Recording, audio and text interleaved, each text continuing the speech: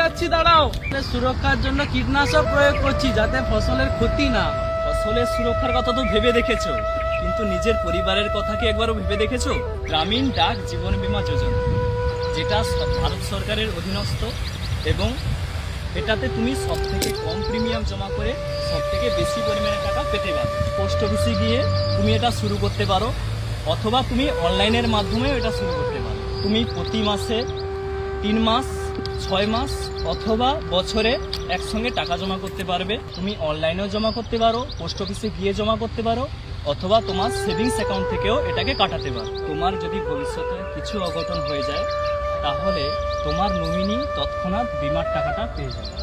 ডাক সেবা, জনসেবা।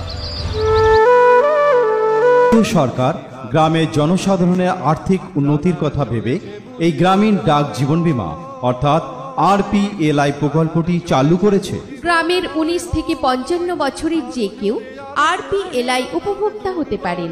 ডাক জীবন বীমা শুধু বীমা নয়, সাথে সাথে সঞ্চয় প্রকল্প।